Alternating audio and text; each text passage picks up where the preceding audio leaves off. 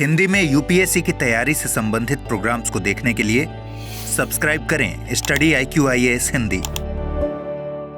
Hello and very good afternoon to all of you. मैं कुणाल आप सभी का स्टडी IQIAS हिंदी पे स्वागत करता हूं। फिलहाल एक महत्वपूर्ण बात यह है कि हमारी सरकार ने तैयारी कर ली है आने वाले संसद के सत्र में drone regulation and promotion bill 2025 को लाने की। अब कैसा है ये drone regulation and promotion bill 2025 और क्या क्या प्रावधान करने वाला है। दरअसल इसको लाने का मुख्य उद्देश्य है भारत के ड्रोन क्षेत्र को विनियमित करना। अब अभी फिलहाल हाल ही में सरकार के द्वारा इसका एक ड्राफ्ट जारी किया गया है और ड्राफ्ट के तहत बहुत सारी सरकार की मंशा पता लगी है। लेकिन जहां एक तरफ सरकार की मंशा पता लग रही है, वहीं दूसरी तरफ बहुत सारे ऐसे प्रावधान भी पता लग रहे हैं जिनकी वजह से अनेक प्रकार की चिंताएं उजागर हो रही है। और ऐसी ही एक चिंता है एरो मॉडल से जुड़ी हुई। क्या होते हैं ये एरो मॉडल्स? तो देखिए, दरअसल एरो मॉडल दिखने में तो हमें ड्रोन्स की तरह ही लगते हैं, लेकिन इनका इस्तेमाल खास तौर से पढ़ने समझने यानी कि शिक्षा संबंधी कार्य या फिर मनोरंजन के लिए किया जाता है और इनका कोई भी सैन्य उपयोग या फिर निगरानी उपयोग नहीं रहता है। अब इस दौरान दरअसल जिस प्रकार का ये विधेयक तैयार किया गया है ड्राफ्ट रूप में, ये माना जा रहा है कि सरकार ने फैसला किया है कि ड्रोन्स की श्रेणी के तहत ये एरो मॉडल्स भी शामिल हो जाएंगे। और अगर ये एरो मॉडल शामिल हो गए तो इसका मतलब ये रहेगा कि शिक्षा और इसके अलावा मनोरंजन गतिविधियों का मामला आने वाले समय में प्रतिबंधित हो जाएगा। और अभी फिलहाल सरकार को एक पत्र लिख करके यही मांग की गई है कि ड्रोन्स की कैटेगरी के तहत जिस प्रकार से ये पूरा विधेयक तैयार किया गया, वहां पर एरो मॉडल्स के लिए एक अलग व्यवस्था दी जाए, एरो मॉडल्स को छूट दी जाए ताकि जो लोग इससे जुड़े हुए मामलों को संभालते हैं वो चीज़ों को संभाल सकें। और साथ ही उन्होंने कारण भी बताए हैं कि क्यों ड्रोन से जुड़े हुए रूल्स एंड रेगुलेशंस के तहत और बाकी मानकों के तहत हम एरो मॉडल्स को शामिल करके सारा काम पूरा नहीं कर सकते। तो आइए इस पूरे मामले को जानते समझते हैं कि क्या क्या इसमें है खास। तो दरअसल टाइटल का कहना है aero models drones not same, government urge to review draft bill. तो देखिए, दरअसल यहाँ बताया गया है कि एरो मॉडल्स और ड्रोन सेम नहीं है और सरकार से कहा गया है कि जो ड्राफ्ट बिल लेके आए हैं, यानी कि आप जो ड्राफ्ट बिल लेकर के आए हैं drones promotion and regulation bill 2025, उसको एक बार रिव्यू कीजिए और ड्रोन्स के मामले में एरो मॉडल्स की अलग स्थिति रखिए और ड्रोन्स की अलग स्थिति रखिए। आइए इस पूरे मामले को अच्छे से जान समझ लेते हैं। तो भारतीय एरो मॉडलर्स एसोसिएशन के अनुसार फिलहाल एक खास स्थिति प्रस्तुत की गई है। तो भारतीय एरो मॉडलर्स एसोसिएशन, जिसको IAMA कहा जाता है, इसने फिलहाल ये बताया कि नागरिक ड्रोन संवर्धन एवं विनियमन विधेयक 2025 ड्रोन और एरो मॉडलिंग के बीच भेद मिटाकर शैक्षणिक और मनोरंजन एरो मॉडलिंग को समाप्त कर देगा। क्योंकि दरअसल अभी सरकार ने जिस प्रकार से इस विधेयक का ड्राफ्ट तैयार किया है, वहां पर एरो मॉडल और ड्रोन दोनों को एक ही कैटेगरी में रख दिया है। तो इनका अब ये कहना है कि अगर इस प्रकार से इन दोनों को एक ही कैटेगरी में रखा जाएगा तो आने वाले समय में शैक्षणिक और मनोरंजन के लिए जो एरो मॉडलिंग का काम किया जाता है वो समाप्त हो जाएगा। और यानी कि एक खास बड़ा वर्ग जो एरो मॉडलिंग से जुड़ा हुआ है, उससे जुड़ी हुई चिंताएं यहां देखने को मिल रही है।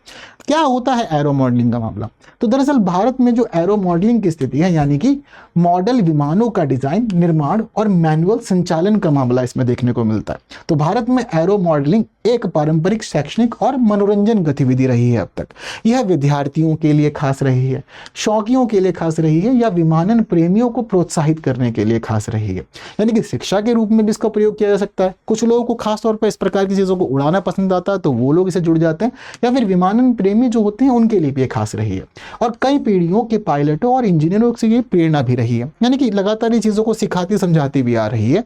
लेकिन दरअसल जिस प्रकार के हमारे UAVs होते हैं, यानी कि अनमैन्ड एरियल व्हीकल जिनको हम ड्रोन कहते हैं, उस प्रकार के कार्यों को नहीं करती। हालांकि दोनों का काम उड़ना तो होता है आसमान में, लेकिन दोनों का नेचर बिल्कुल अलग अलग होता है। अब मन में बड़ा प्रश्न आपके ये भी आ रहा होगा कि किस प्रकार से ड्रोन और एरो मॉडल अलग अलग होते हैं। तो इस तरह चीजों को समझ लेते हैं एक बार पहले, तब जाके आपको क्लैरिटी अच्छी बन जाएगी। तो देखिए, एक तरफ हमारे पास में ड्रोन की बातें हैं, दूसरी तरफ एरो मॉडल की बातें। तो ड्रोन क्या होता है? तो ड्रोन एक मानव रहित विमान होता है जिसको हम लोग कहते हैं अनमैन्ड एरियल व्हीकल। ये खास तौर पर रिमोट कंट्रोल या फिर ऑटोनोमस सिस्टम के माध्यम से संचालित किया जाता है। ऑटोनोमस यानी कि स्वायत्त प्रणाली के तहत संचालित किया जाता है। लेकिन बात करें अगर एरो मॉडल की, तो ये एरो मॉडल एक मॉडल विमान होता है, यानी कि विमान की तरह दिखने वाला ही एक ये मॉडल होता है अपने आप में। और इसकी खास बात ये होती है कि इसका इस्तेमाल खास तौर पर आप शिक्षा के काम में करते हैं, प्रतियोगिताओं के लिए कर सकते हैं, अपने शौक को पूरा करने के लिए कर सकते हैं। लेकिन इसको उड़ाने का मामला मैनुअल रहता है, यानी कि आपको ये ऑपरेट ही करना पड़ेगा, अगर आप ये सोचो कि ऑटोमेटिकली ये ड्रोन की तरह चलता रहे तो उस तरह से ये काम नहीं कर सकता, यानी कि आपका हस्तक्षेप ज़रूरी है और उसी के अकॉर्डिंग सारी चीज़ें इसकी पूरी हो पाएंगी। यह आमतौर पर स्वायत्त नहीं होता, यानी कि ऑटोमेटिक नहीं होता, यानी कि जो एरो मॉडल्स होते हैं ये एरो मॉडल चलाने के लिए एक व्यक्ति हमेशा चाहिए जो हाथ में रिमोट लेकर के सभी चीज़ें मेंटेन कर देगा और इस दौरान ही अपनी जो भी चीज़ इसको पूरी करनी कर पाएगा। अगर आप सोचो कि छोड़ दिया जाए अपना उड़ता रहेगा तो ये नहीं हो सकता, यानी कि ऑपरेटर ज़रूरी। क्या क्या उद्देश्य होते हैं, तो बात करें ड्रोन की तो देखो ड्रोन के वाणिज्यिक उद्देश्य भी होते हैं, औद्योगिक उद्देश्य भी होते हैं और इसके अलावा सैन्य उद्देश्य जैसे निगरानी भी होती है। इसके अलावा कृषि या डिलीवरी कार्य भी इसके माध्यम से किया जा सकते हैं। लेकिन एरो मॉडल का मामला शैक्षणिक उद्देश्य, वैज्ञानिक उद्देश्य, मनोरंजन उद्देश्य से जुड़ा हुआ होता है। ड्रोन की बात करें तो इसके अंदर कुछ खास जो फीचर्स देखने को मिलते हैं वो जीपीएस प्रणाली लगी होती है, सेंसर्स होते हैं, कैमरे लगे होते हैं और ऑटो पायलट सिस्टम इसमें देखने को मिलता है। लेकिन वहीं अगर बात करें एरो मॉडल्स की तो ये हाथ से या रिमोट कंट्रोलर के माध्यम से ही चलाए जाते हैं और ऑटोमेटिक चीज़ें इसमें कुछ भी देखने को नहीं मिलती है। इसके अलावा तकनीकी जटिलताएं, तो ड्रोन की जो तकनीकी जटिलता है वो खास है, जैसे कि ये खास तौर पे बहुत ज़्यादा तकनीकी रहता है क्योंकि नेविगेशन की चीज़ें भी होती हैं, ऑटोनॉमस चीज़ें इसके अंदर उड़ान के लिए भी शामिल की जाती हैं। इसके अलावा डेटा ट्रांसमिशन सिस्टम भी होता है, ये डेटा कलेक्ट करने का काम भी इसी प्रकार से करता है। लेकिन एरो मॉडल्स की बात करें तो ये खास तौर पे उड़ान के सिद्धांत पर आधारित होते हैं और इसमें कोई भी स्वायत्त तकनीक को शामिल नहीं किया जाता। नियामक दृष्टि समझें तो नागरिक उड्डयन मंत्रालय के द्वारा कड़ाई से विनियमित रहते हैं ड्रोन्स और पंजीकरण की ज़रूरत होती है, यूआईएन की ज़रूरत भी होती है और पहले परमिशन लेनी पड़ती है तभी आप इसको उड़ा सकते हैं, वरना नहीं उड़ा सकते। लेकिन एरो मॉडल की बात करें तो इसको पहले शैक्षणिक या खेल गतिविधि के रूप में ही माना जाता था, लेकिन अब ड्रोन कानूनों के तहत लाए जाने का काम किया जा रहा है जिस तरह से नया विधेयक आया। जोखिम का स्तर, तो देखो अगर ड्रोन हवा में उड़ते हैं तो सुरक्षा और गोपनीयता के लिए बहुत बड़े बड़े जोखिम यहाँ पे होते हैं और कड़ी निगरानी रखी जाती है।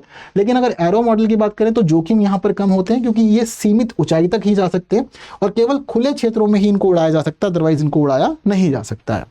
लागत और निर्माण की बात करें तो ड्रोन जो होते हैं यानी कि अनमैन्ड एरियल व्हीकल्स जो होते हैं वो महंगे होते हैं और औद्योगिक रूप से तैयार किया जाता है और प्रमाणित उपकरण इसके अंदर लगाए जाते हैं, सर्टिफाइड ही लगते हैं जितने भी डिवाइस लगते हैं, इसके अलावा नहीं लगाए जाते। लेकिन अगर हम बात करें एरो मॉडल्स की तो ये शौकियों के द्वारा खुद डिज़ाइन किए जाते हैं और खुद से ही बनाए जाते हैं और कम लागत इनको बनाने में आती है। ड्रोन की बात करें अगर उदाहरण के लिए तो इसमें सर्वेक्षण ड्रोन होते हैं, निगरानी ड्रोन होते हैं, कृषि ड्रोन और डिलीवरी ड्रोन, इस प्रकार के और ड्रोन होते हैं। लेकिन अगर एरो मॉडल की बात करें तो स्कूल या क्लब में बनाए गए छोटे हवाई जहाज़ के मॉडल या प्रतियोगिता मॉडल इसमें शामिल रहते हैं। चीज़ें क्लियर है, तो एक बड़ा अंतर यहाँ देखने को मिल रहा है। इसके अलावा कुछ अंतर की बात यहाँ पर भी की गई है, जैसे कि हम यहाँ चीज़ों को समझे तो ड्रोन जो होते हैं ये ड्रोन की स्थिति क्या होती है, drone are slow flying multi rotor aircraft, यानी कि ड्रोन की स्थिति क्या होती है कि वो धीरे धीरे हवा में उड़ते हैं और एक जगह पर वो बहुत आराम से गुजरते हैं। लेकिन बात करें एरो मॉडल्स की तो वो तेज़ी से गुजरते हैं, यानी कि थोड़ा तेज़ गति से उड़ान भरते हैं। वहीं दूसरी खास बात यह है कि ड्रोन एक जगह पर टिक करके घूम सकते हैं, मूवमेंट कर सकते हैं, लेकिन ऐसा एरो मॉडल्स नहीं कर सकते। वहीं दूसरी तरफ ड्रोन्स को उड़ाने के लिए कहीं से भी आप उड़ा सकते हैं, कोई ज़्यादा इसके लिए नियम कानून नहीं चाहिए होता है, प्रॉपर मॉडल नहीं चाहिए होता। लेकिन अगर एरो मॉडल्स को उड़ाना हो तो इसके लिए आपको पहले एक लंबा उड़ान पथ चाहिए होता है और उतारने के लिए भी इसी प्रकार का एक रास्ता चाहिए होता है, तभी इस्तेमाल में आ सकते, वरना नहीं आ सकते। वहीं ड्रोन की खास बात ये होती है कि ड्रोन पेलोड कैरी कर सकते हैं, लेकिन एरो मॉडल ऐसा काम नहीं कर सकते हैं। वहीं दूसरी खास बात यह है कि ड्रोन जो होते हैं वो उड़ते समय जीपीएस का मामला भी उनसे जोड़ा जा सकता है, जबकि हम देखते हैं कि एरो मॉडल के साथ ऐसा नहीं होता। और वहीं साथ साथ ये भी देखने वाली बात है कि ड्रोन जो होते हैं वो अपने साथ ऑप्शनल डिवाइसेस भी कैरी कर सकते हैं और उनसे जुड़ करके जो रियल टाइम की चीज़ें हैं वो कनेक्ट कर सकते हैं, जबकि एरो मॉडल ऐसा नहीं कर सकते। और ड्रोन जो होते हैं वो don't always require an operator, यानी कि ड्रोन जो होते हैं वो ऑटोमेटिकली भी काम कर सकते हैं, उनको हमेशा एक ऑपरेटर नहीं चाहिए होता। लेकिन एरो मॉडल के लिए तो आपको ऑपरेटर चाहिए ही होगा, बिना ऑपरेटर के आप एरो मॉडल यूज़ नहीं कर सकते। तो ड्रोन की स्थिति इस प्रकार की है और एरो मॉडल की कहानी अलग हो जाती है। यहाँ पर कोई ना कोई व्यक्ति चाहिए होता है। और एरो मॉडल सामान्य तौर पर आपको कहीं से दुकान से भी मिल जाता है, कोई ऐसा नहीं है कि बहुत ज़्यादा महंगे आते हो। एरो मॉडल आपको सस्ते में मिल भी जाते हैं, लेकिन ड्रोन्स बहुत ज़्यादा महंगे भी होते हैं। और इवन ड्रोन्स तो हमारे मामले में इतना ज़्यादा तकनीकी जटिलताओं से भी जुड़े हुए हैं कि हमें बहुत सारे ड्रोन दूसरे देशों से इंपोर्ट भी करने पड़ते हैं। तो अब यही सारी चीज़ें हैं और IAMA ने इसी प्रकार की बहुत सारी अलग अलग आपत्तियां जताई हैं और बताया है कि क्यों एरो मॉडल को और ड्रोन्स को अलग अलग रखना चाहिए। तो उन सभी बातों को एक बार समझ लेते हैं। वैसे तो अंतर तो आप समझ गए हैं कि दोनों में बहुत ही ज़्यादा अंतर है और वही सारी बातें IAMA ने भी बताई है कि देखो इनको अलग अलग रख लेना ही ठीक है, सेम नहीं रखना चाहिए। तो ड्रोन और एरो मॉडलिंग के बीच में भ्रम उत्पन्न किया जा रहा है। तो ड्रोन जो होते हैं वो वाणिज्यिक, औद्योगिक या निगरानी कार्यों के लिए उपयोग होते हैं और बहुत सारे अलग अलग फीचर्स होते हैं, जैसा कि एरो मॉडल में नहीं होता। और एरो मॉडलिंग के मामले में समझिए कि शैक्षणिक और खेल गतिविधियों के लिए इस्तेमाल किया जाता है। तो अलग अलग कैटेगरी में रखा जा सकता है, और अलग अलग कैटेगरी में रखने का मतलब ये है कि समान श्रेणी में रख करके एक समान ही नियम लागू हो जाएंगे, जबकि एरो मॉडलिंग का ऐसा कोई खास उद्देश्य रहता नहीं है। तो एरो मॉडलिंग के मामले में खास नियम लागू नहीं होने चाहिए, अब ड्रोन पर लागू कीजिए। दूसरी खास बात, अत्यधिक विनियमन। तो अब दरअसल आप ड्रोन के तहत ही एरो मॉडलिंग को शामिल कर देंगे, तो पंजीकरण, लाइसेंसिंग या प्रकार प्रमाणन और उड़ान अनुमति जैसी अनिवार्यताओं को पूरा किया जाएगा, तभी उसके बाद आप एरो मॉडलिंग कर सकते हैं, जबकि एरो मॉडलिंग में इन सभी चीज़ों को पालन करने की कोई ज़रूरत भी नहीं है। और दूसरी खास बात देखी जाए तो दरअसल जो एरो मॉडल होते हैं उन विमानों की खास बात यह होती है कि इन मामलों में ये सारी चीज़ें अव्यवहारिक मानी जाती हैं, और ज़्यादातर आप नियमों को पूरा ही नहीं कर सकते। ज़्यादातर नियमों को पूरा क्यों नहीं कर सकते? क्योंकि जो एरो मॉडल होते हैं वो बहुत सारे लोग खुद से ही बना लेते हैं, और इसी वजह से ना तो उसका पेटेंट या रजिस्ट्रेशन करवाना जरूरी होता है, और खुद से ही लोग बना करके उसको खुद से ही यूज कर लेते हैं। तो रजिस्टर्ड या सर्टिफाइड किसी निर्माता से लिया जाए तो परिस्थिति अलग है, पर सारा काम ये खुद से करते हैं, तो इसीलिए इनकी चीजें रजिस्ट्रेशन के तहत नहीं शामिल की जानी चाहिए, ऐसा कहा जाता है। इसके अलावा कठोर दंड भी शामिल कर दिए हैं, यानी कि अगर आप नियमों का पालन नहीं करते तो दंड लगेगा। जैसे कि अगर बिना पंजीकरण या UIN के उड़ान भरोगे तो 1 लाख तक का जुर्माना भी लग जाएगा और 1 साल की कैद भी भुगतनी पड़ेगी। तो इसी वजह से चाहत है कि भाई शिक्षा का मामला और मनोरंजन का मामला है तो ढील देनी चाहिए। वहीं अगर प्रतिबंधित क्षेत्र में उड़ान भर दी तो इस दौरान 3 साल तक की कैद हो सकती है और 1 लाख का जुर्माना लगाया जाएगा। और अगर ऐसे अपराधों को संज्ञेय और असंयोज्य बनाया भी गया है, ये स्थिति भी देखी गई है यहाँ पर। तो चिंताजनक स्थितियां, इसलिए कहा जा रहा है कि भाई एरो मॉडल और ड्रोन को अलग अलग कर दो, तभी फायदा है, वरना परेशानियां ज़्यादा रहेंगी। बातें क्लियर हैं? चलिए, तो ये सारी की सारी बातें रखते हुए फिलहाल IAMA ने कुछ मांगे की हैं और कहा है कि देखो शैक्षणिक और मनोरंजन विमानों के लिए कुछ छूट दी जानी चाहिए, जो कि ज़रूरी भी है, और अव्यवहारिक नियम कानून लागू नहीं करने चाहिए। एरो मॉडलिंग को शैक्षणिक और खेल गतिविधि की श्रेणी के बहाल करने के लिए अनुमति मिलनी चाहिए, और 2021 से पहले जिसका इस्तेमाल किया जाता था उसी प्रकार से ऐसे इस्तेमाल इसका बने रहना चाहिए। ड्रोन और मॉडल एयरक्राफ्ट के बीच स्पष्ट परिभाषा भी दे सकते हैं, इससे अंतर हो जाएगा और समझ में आ जाएगा कि क्या एरो मॉडल है और क्या ड्रोन है। और सरल जोखिम आधारित नियामक ढांचा जो स्कूलों और क्लबों को प्रोत्साहित करे, ना कि प्रतिबंधित करे। तो हमें चीज़ों को मोटिवेट करना है, लर्निंग के मामले में आगे बढ़ाना है चीज़ों को। ऐसा नहीं होगा रिस्ट्रिक्ट हो जाए और प्रतिबंधित हो जाए, इससे चीज़ें गड़बड़ा जाएंगी। तो ये सारी की सारी बातें IAMA ने रखी है, चिंताएं भी बताती हैं और साथ साथ मांगे क्या हैं वो भी क्लियर कर दिया। इन सारी बातों के साथ साथ एक खास पहलू अब यहाँ पर यह भी है कि अभी हाल ही में ही नागरिक ड्रोन संवर्धन एवं विनियमन विधेयक 2025 पेश की सार्वजनिक किया गया है, ड्राफ्ट सामने आए। तो एक बार इसके मसौदे को समझ लेते हैं कि इसके मसौदे में हमें क्या क्या खास देखने को मिल भी रहा है। तो दरअसल जो मसौदा आया है ये नागरिक उड्डयन मंत्रालय के द्वारा जारी किया गया था 16 सितंबर 2025 को। इसमें नागरिक उपयोग के लिए ड्रोन को नियंत्रित करने के लिए और संवर्धित करने के लिए प्रस्ताव किया गया है कि आने वाले समय में देश में कैसी व्यवस्था इस मामले में रहेगी। अब इस पूरे मामले के तहत ये रखा गया है कि भारत में अब ड्रोन संचालन के लिए एक स्वतंत्र कानून बनाने की तैयारी कर रही है हमारी सरकार, क्योंकि दरअसल अभी तक भारत में ड्रोन संचालन के लिए कोई भी प्रॉपर नियम कानून नहीं है। मतलब प्रॉपर कोई कानून नहीं है, नियम तो है जिस नियम के तहत सारी चीजें चलती हैं। तो जो नियम है वो है ड्रोन नियम 2021, तो नियम ही है, कोई प्रॉपर कानून नहीं है। तो स्वतंत्र विधान की आवश्यकता लंबे समय से महसूस हो रही थी, तो उसी विधान की आवश्यकता को अभी पूरा कर रहा है ड्राफ्ट आकर के, और इसी को ही अभी बिल के रूप में पेश किया जाएगा आने वाले संसद के सत्र के अंदर। और 2021 के जो हमारे नियम हैं उन नियमों को रिप्लेस करने का काम भी कर देगा, यानी कि अब नियम नहीं, सीधा कानून के तहत बात होगी। तो यह विधेयक उन UAS पर लागू होगा जिनका अधिकतम संपूर्ण भार 500 किलोग्राम से कम है। अगर आपके व्हीकल का भार 500 किलोग्राम से ज़्यादा है तो फिर इसको कवर किया जाएगा भारतीय वायुयान अधिनियम 2024 में। तो दो तरह की कैटेगरी, 500 किलोग्राम से कम को इसमें शामिल किया जाएगा, 500 किलोग्राम से अधिक वाले को भारतीय वायुयान अधिनियम 2024 में शामिल किया जाएगा। बातें क्लियर हैं सारी सभी लोगों को? ठीक है, इतनी सारी बातें जब क्लियर हो गई हैं तो इन सारी बातों को क्लियर होने से थोड़े थोड़े जो खास प्रावधान इसमें किए गए हैं जरा एक बार नजर डाल लेते हैं। जैसे कि प्रभाव क्षेत्र, यानी कि इस विधेयक के लागू होने का प्रभाव कहाँ रहेगा इसका, तो भारत या विदेशों में स्वामी, आयातक या डिजाइनर, निर्माता, ऑपरेटर आदि सभी प्रकार के ड्रोनों को शामिल करेगा। यानी कि ड्रोन चाहे भारत में बने हो या विदेश में बने हुए हो, लेकिन भारत में उपयोग के मामले में जब स्थिति देखने को मिलेगी तो उस पूरी की पूरी स्थिति में ये वाली बात भी ध्यान रखनी है कि इस दौरान सारे के सारे नियम वगैरह इसके ऊपर लागू रहेंगे ही रहेंगे, सारी चीज छुट जाएंगी। ठीक है, तो सारे के सारे नियमों का फिर पालन करना यहाँ पर आवश्यक हो जाएगा। इसके अलावा पंजीकरण और यूनिक ID नंबर, अब आने वाले समय में यह व्यवस्था होने वाली है कि भारत के अंदर अगर आपको ड्रोन उड़ाना है तो ये जरूरी होगा कि संचालन पंजीकरण और UIN होना जरूरी है, अदरवाइज आप इसका इस्तेमाल नहीं कर सकते। प्रकार प्रमाणन यानी कि निर्माण, बिक्री, हस्तांतरण या संचालन से पहले जरूरी है कि आपको इसको सर्टिफाइड करवाया हुआ हो। सर्टिफाइड नहीं करवाया हुआ होगा तो चीज़ें गड़बड़ा सकती हैं। इसके अलावा सुरक्षा एवं सुरक्षा विशेषताएं, तो सरकार के द्वारा निर्धारित मानकों का पालन जरूरी है कि आप ड्रोन को बनाते समय और उससे जुड़ी बाकी चीज़ों में करें। अगर सरकार के नियमों का पालन नहीं करेंगे तो भी परेशानी हो सकती है।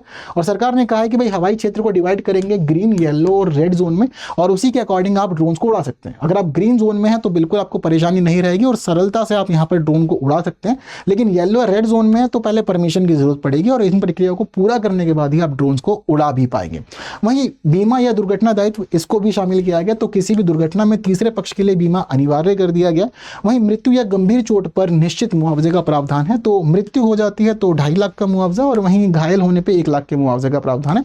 हालांकि छूट की स्थिति यह है कि जो हमारे सशस्त्र बलों के द्वारा उपयोग किए जाने वाले ड्रोन्स हैं उनको नियमों और कानूनों का पालन नहीं करना होगा, उनको सारे मामलों छूट रहेगी। यानी कि सामान्य लोगों के लिए सारी चीज़ें हैं या वाणिज्यिक उपयोग वाले लोगों के लिए चीज़ें हैं, सेना, आर्मी, सरकार, वो सारी चीज़ें इस कानून से बाहर रहेंगी। तो ये महत्वपूर्ण प्रावधान है। तो क्या लगता है आप लोग को, आना चाहिए, नहीं आना चाहिए, या क्या होना चाहिए इस कानून के तहत, मुझे कमेंट में ज़रूर बताएं।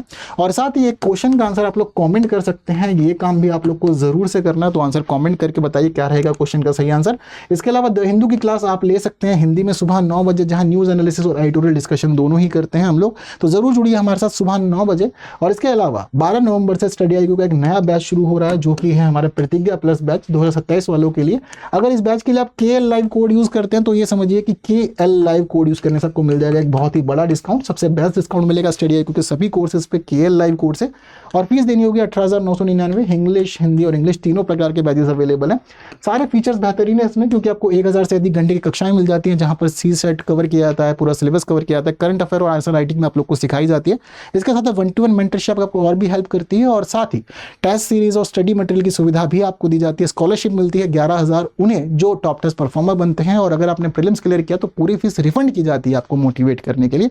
और साथ ही आपको जगह मिल जाती है हमारे मेंस रेजिडेंशियल प्रोग्राम में भी। इसके साथ ही एक खास बात ये भी ध्यान रखनी है कि जल्द से जल्द एनरोल करना है, क्योंकि ये बैच 12 नवंबर से शुरू हो रहा है। तो KL लाइव कोड जरूर ध्यान रखना है। उसके अलावा अगर आप 2026 का प्रीलिम्स एग्जाम दे रहे हैं तो प्रीलिम्स के लिए ध्यान रखना है कि SIP हिंदी यानी कि सक्सेस इन प्रीलिम्स शुरू होने वाला है आप लोगों के लिए, जो 10 नवंबर से शुरू हो रहा है। और ये क्रैश कोर्स है सभी के लिए जो 2026 में एंटर करना चाहते हैं, एग्जाम देना चाहते हैं, सभी के लिए बड़ा खास रहेगा। तो KL लाइव कोड आप यहाँ भी यूज़ कर सकते हैं डिस्काउंट के लिए, यहाँ भी आप लोग को खास फीचर मिल जाएंगे। और बाकी आप जुड़ सकते हैं मेरे साथ टेलीग्राम, इंस्टाग्राम, फेसबुक और एक्स सभी प्लेटफॉर्म्स पे। और QR कोड स्कैन करके पहुंच सकते हैं टेलीग्राम चैनल पर, जहाँ आपको PDF फाइल दी जाएंगी। तो आज के लिए इतना ही, जितनी महत्वपूर्ण बातें होनी चाहिए थी वो अच्छे से हो गई हैं। उम्मीद करता हूँ सारी बातें आपको क्लियर हुई होंगी। बाकी फिलहाल इस वीडियो को शेयर कीजिए जहां तक आप कर सकते हैं, और जिन्होंने अब तक लाइक नहीं किया, लाइक के बिना कोई नहीं जाएगा। बाकी की बातें करेंगे अगले क्लासेस में कुछ नए विषयों के साथ। तब तक के लिए दीजिए मुझे विदा। Thank you so much. जय हिंद। हिंदी में UPSC की तैयारी से संबंधित प्रोग्राम्स को देखने के लिए सब्सक्राइब करें स्टडी IQ IAS हिंदी।